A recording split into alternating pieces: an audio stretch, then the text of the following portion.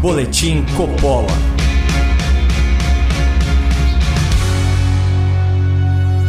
Sejam muito bem-vindos a um Boletim Coppola sobre liberdade econômica. Para falar sobre empreendedorismo, digitalização e infraestrutura, nós teremos a presença ilustre de Paulo Webel, um expoente da equipe de Paulo Guedes, que foi secretário especial de Desburocratização, Gestão e Governo Digital no Ministério da Economia. Depois do nosso editorial, no segundo bloco do programa, Paulo Webel nos acompanhará numa conversa de boletim sobre um Brasil mais livre, mais próspero e mais amigável aos seus talentosos empreendedores. Mas antes, vamos recapitular alguns pontos sobre o estado das coisas aqui no país. A velha imprensa se esforça para nos vender a ideia de que, nos últimos anos, o país piorou. Nas redações de jornal, datilógrafos bem pagos se dedicam a redigir um Brasil em crise. Nas rádios e TVs, gargantas de aluguel estabelecem falsas equivalências entre o passado e o presente. Enquanto isso, a realidade dos fatos nos apresenta um cenário completamente diferente. Vivemos num país menos violento, com redução de 1/3 dos homicídios de 2016 para cá.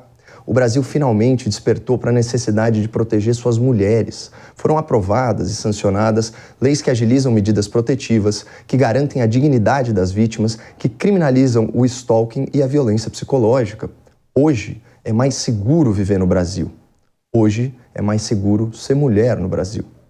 Nós também vivemos num país com mais emprego, que gerou 3.500.000 postos de trabalho formais durante a pandemia. Segundo o IBGE, mês passado, o desemprego caiu para menos de 10% pela primeira vez em anos. É o menor índice de desocupação desde o segundo semestre de 2015. Vivemos num país com mais responsabilidade social. Os programas de transferência de renda são os maiores da história.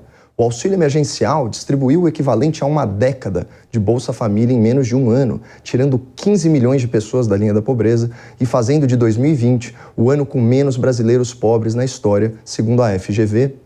Por sua vez, o atual Auxílio Brasil contempla 3.500.000 famílias a mais e oferece benefício médio de R$ 409, mais que o dobro do antigo Bolsa Família, que era de R$ 191.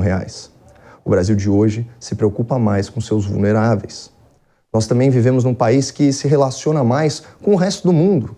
A corrente de comércio, as exportações e o superávit comercial bateram recorde em 2021, formando um saldo positivo de 61 bilhões de dólares.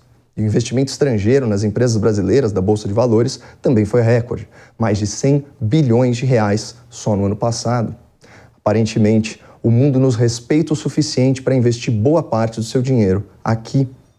Vivemos num país com menos corrupção. O loteamento de cargos em pastas ministeriais, bancos públicos e empresas estatais é o menor desde a redemocratização.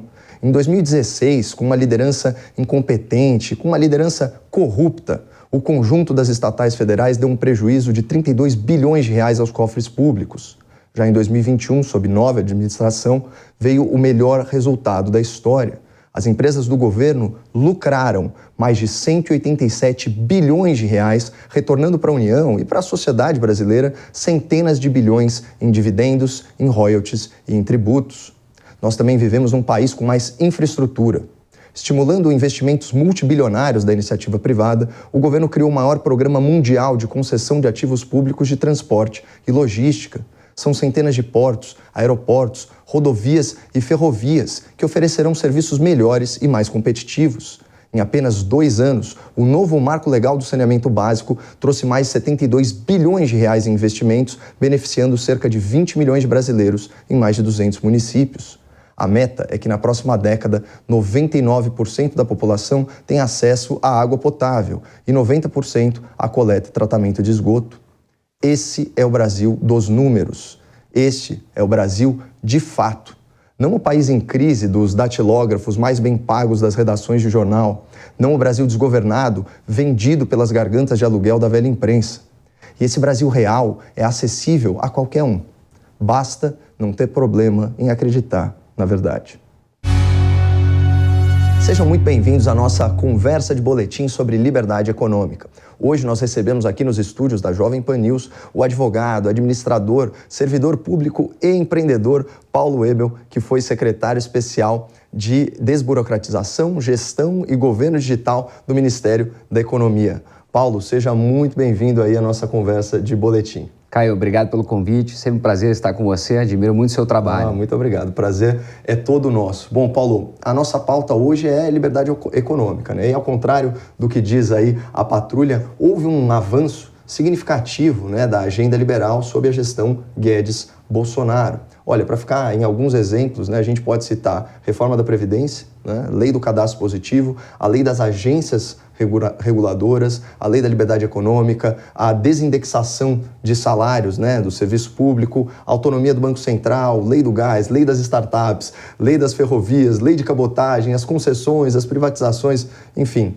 Mas eu queria começar falando de um tema que une infraestrutura, saúde pública e também a iniciativa privada, que é o novo marco legal do saneamento básico. Em 2020, 94 milhões de brasileiros, 45% da população, não tinham acesso à rede de esgoto. Além disso, 40 milhões de pessoas, então quase 20% da população, não tinham acesso à água tratada. Então, por favor, resume para a gente o que mudou na legislação e qual que é o impacto dessa reforma.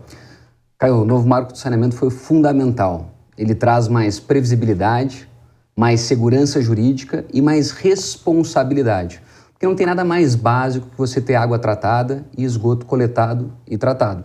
Mas, infelizmente, no Brasil isso não havia. O modelo de saneamento no Brasil era um modelo estatal e ele fracassou, ele deu errado. Então, com o novo marco, o que muda? Primeiro, ele reforça a titularidade dos municípios, ou seja, uma responsabilidade dos prefeitos em garantir que o saneamento seja universalizado. Ele define metas muito importantes para serem concretizadas essa universalização. Então, o saneamento, coleta e tratamento do esgoto em 90% até 2033, água tratada para todos os brasileiros até 2033.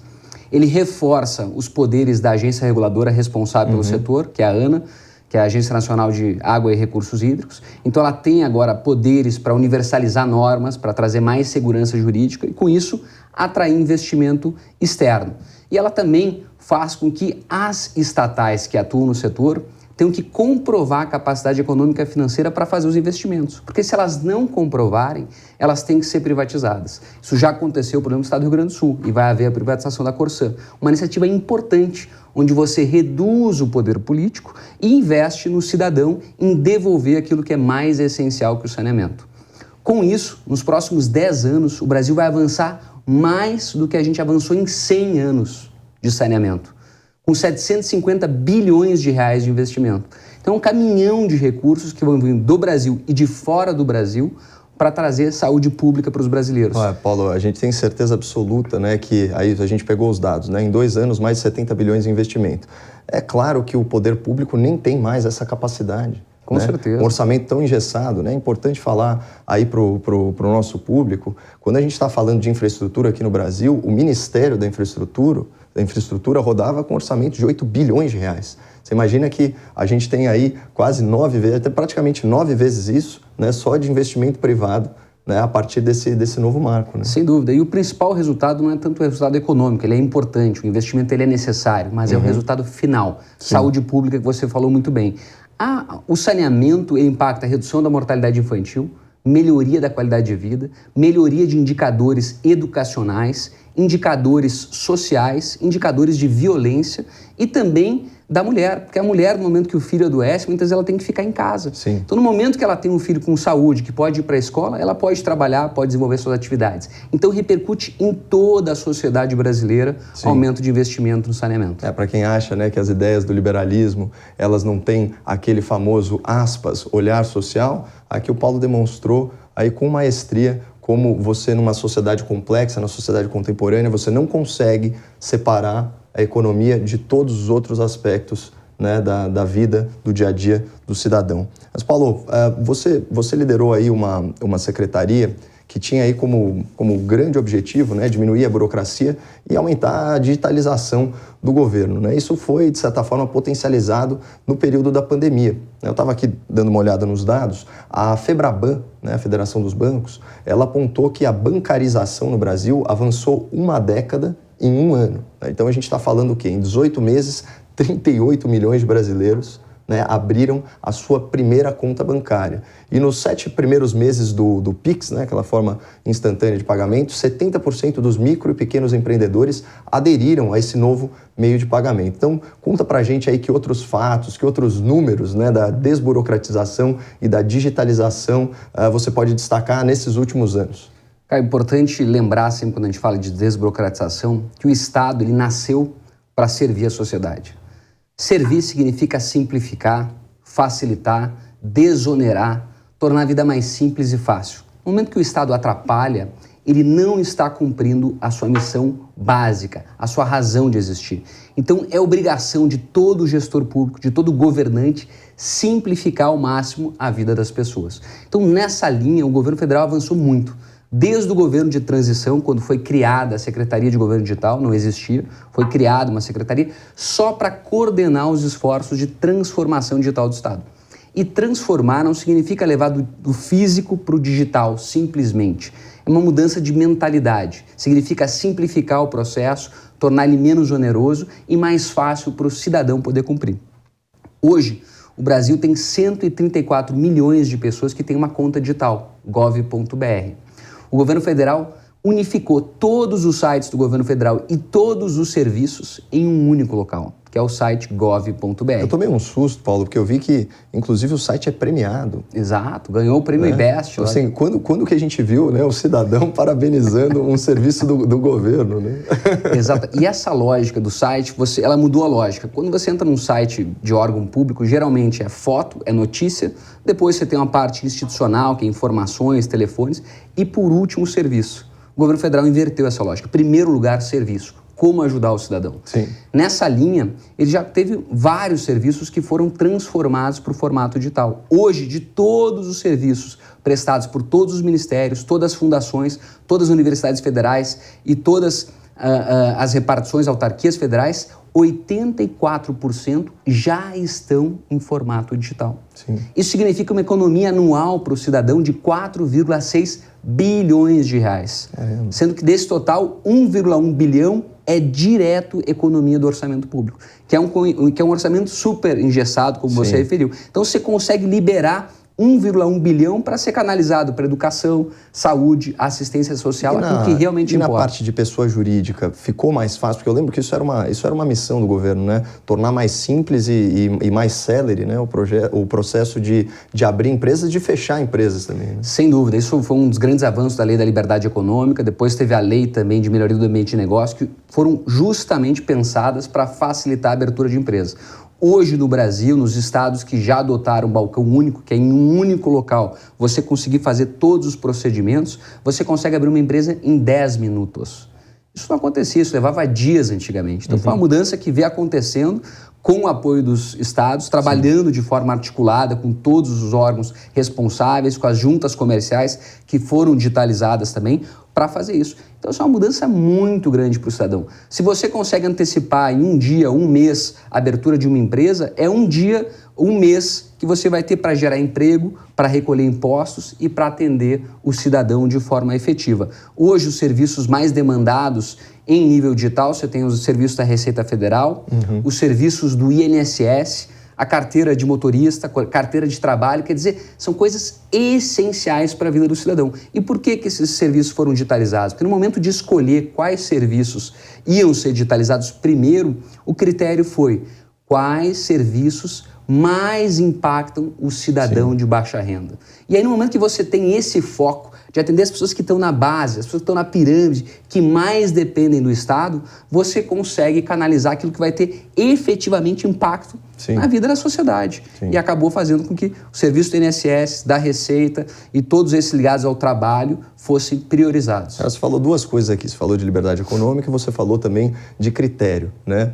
Então, quando a gente fala em liberdade econômica, a gente tem alguns critérios aí objetivos, né, para analisar a situação do país. Então a gente vai falar do quê? A gente vai falar de segurança jurídica, a gente vai falar de sistema tributário, a gente vai falar de infraestrutura, de leis trabalhistas e por aí vai. Então um parâmetro que a gente tem são aqueles rankings internacionais. Então, tinha o ranking do Doing Business, né, ele foi descontinuado, tem o ranking também da Heritage Foundation e a similaridade entre eles é que o Brasil nunca teve entre as 100 primeiras posições. Então, o que eu queria questionar para ti é sobre custo Brasil, tá?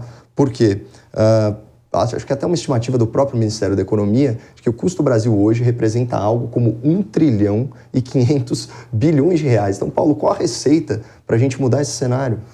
Caio, esse é um trabalho muito importante, necessário. O Brasil precisa olhar os rankings internacionais e identificar pontos de melhoria, se espelhando naquilo que já deu certo no mundo. Não precisamos reinventar a roda. Então, o que foi feito nesse sentido? A Lei da Liberdade Econômica que nós falamos é um exemplo, a Lei de Falências, a Lei de Ambiente de Negócios, a Lei de Digitalização dos Cartórios, que era uma área que o Brasil precisava avançar muito, a lei e a coordenação das iniciativas de licenciamento integrado também são importantes. Então, o Brasil já vem melhorando o resultado. Ele deve, no futuro breve, estar entre as 50 melhores economias do mundo em termos de facilidade de fazer negócio. Mas é um trabalho contínuo. A gente tem um lado que depende do Poder Judiciário, Sim. que é a execução de contratos. Então é muito importante fazer isso. Tem uma parte que depende dos cartórios, registro de propriedade, que também é necessário. Então são trabalhos que a gente precisa fazer. A parte de formação também é muito importante.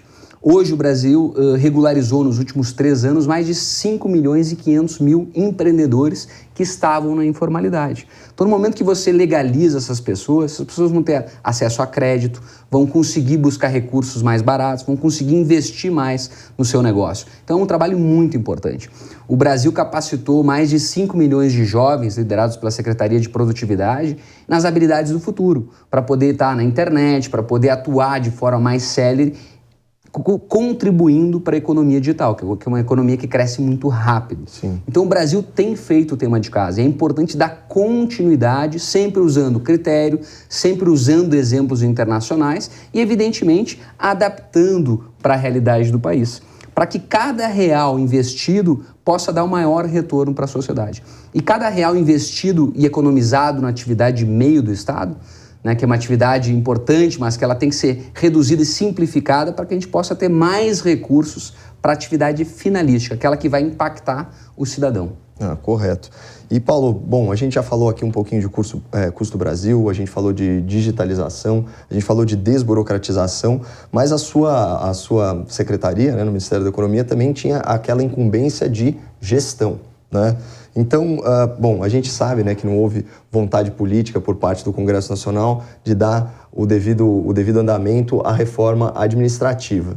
Mas o governo, ele, inclusive nas palavras do próprio ministro Paulo Guedes, ele executou o que ele chamou de a reforma invisível, ou até, eu prefiro, uma reforma silenciosa do funcionalismo público. E os números são impressionantes, Isso derrubou as despesas da União com folha de pagamento, e eu estou vendo aqui, é o menor nível da série histórica, que foi iniciada há 25 anos, em 1997. Então, conta pra gente os bastidores, de como frear esse gasto desvairado, com funcionalismo público e como isso também se relaciona com a digitalização de serviços. Caio, boa provocação.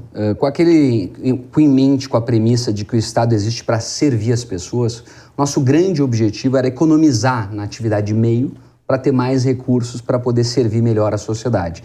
Nessa linha, identificamos grandes drenadores de recursos, que é a própria atividade do governo. O governo tem muitas áreas, tem muitos níveis hierárquicos, tem um processo complexo e isso custa tempo e dinheiro do cidadão, do pagador de impostos. Não existe recurso público, é todo o dinheiro da sociedade, que é extraído da sociedade. Então, no momento que a gente, desde o início, começamos a focar em eficiência operacional, para você abrir qualquer novo recurso público, antes de abrir um concurso público, você tinha que provar que você tinha feito todas as iniciativas de melhoria de eficiência operacional.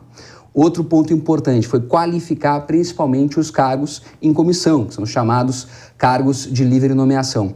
Então, o governo criou critérios para você poder ocupar cargo. Formação mínima, você ter uma experiência com pertinência na área. Isso contribuiu para o fato de que existe muito menos loteamento político nesse governo do que em qualquer administração anterior? Sem dúvida. Foi uma demanda justamente para blindar os cargos em comissão, que muitas vezes são usados para colocar pessoas desqualificadas, que só vão ter um fim eleitoral.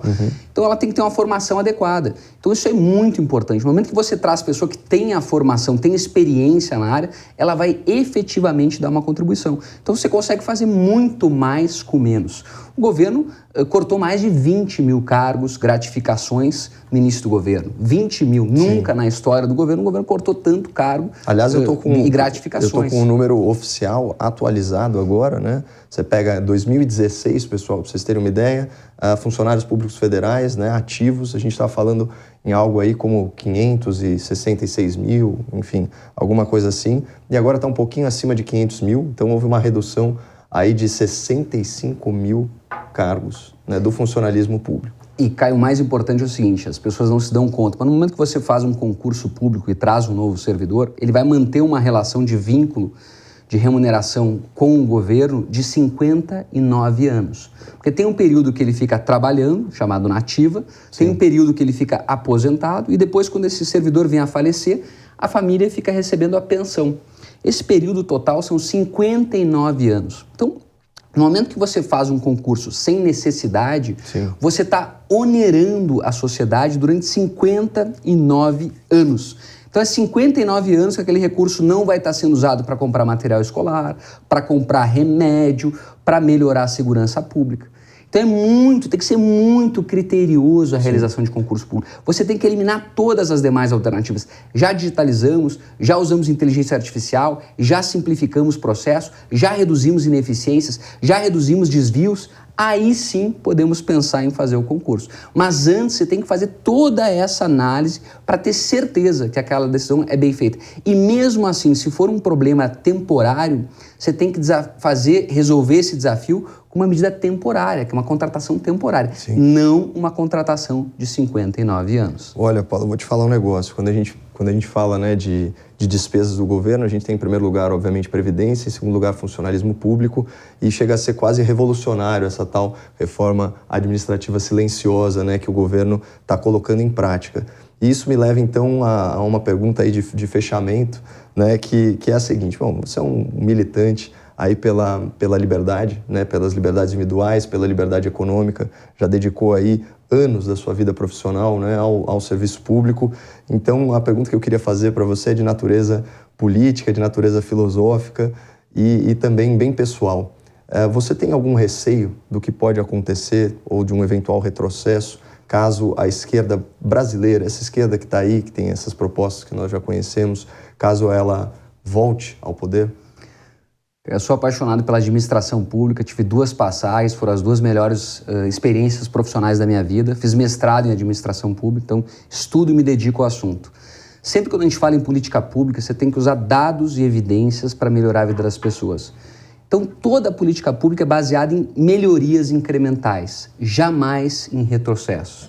Então, toda vez que eu vejo um candidato, um grupo, falando em revogar reformas estruturais, em voltar para o passado, em resgatar coisas antigas, me assusta. Todos os exemplos que a gente viu, principalmente na América Latina, Venezuela, Argentina, Bolívia, não foram bons. E quem foi prejudicado foram as pessoas mais pobres, as pessoas mais humildes.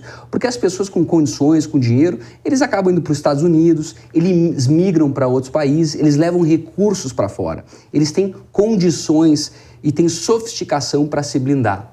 Agora, as pessoas da base, essas sofrem muito, porque elas sentem que não podem mais contar com o Estado. Então, nós não podemos ter retrocessos em nenhuma área. O próximo governo, seja ele qual for, tem que manter as reformas e fazer mais reformas estruturais, todas sempre querendo servir melhor à sociedade. Então, eu sou contra retrocessos, nunca vou ser favorável a nenhum tipo de retrocesso e sempre vou querer que o Brasil possa avançar com novas reformas estruturais para que o Estado possa servir melhor à sociedade. E 2 dados para finalizar. Hoje o Brasil gasta aproximadamente 13,5% do PIB com o funcionalismo. A média da União Europeia é 9,9%, Estados Unidos é 9,5% do PIB. Então o Brasil tem quase 4% do PIB que ele poderia economizar com uma reforma administrativa estrutural boa. E aí, com isso, ter mais recursos para investir para a sociedade ou para reduzir a carga.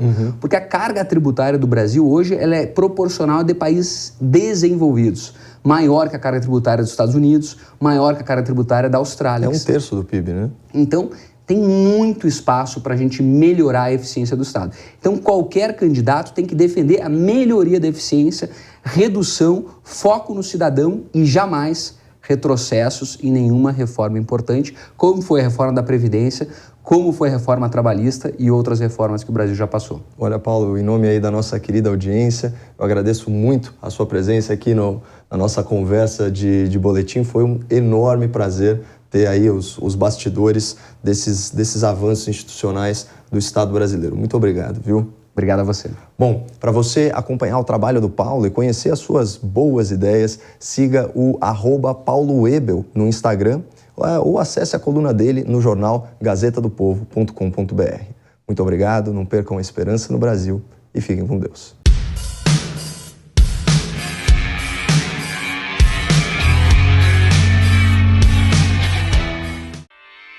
Realização Jovem Pan News.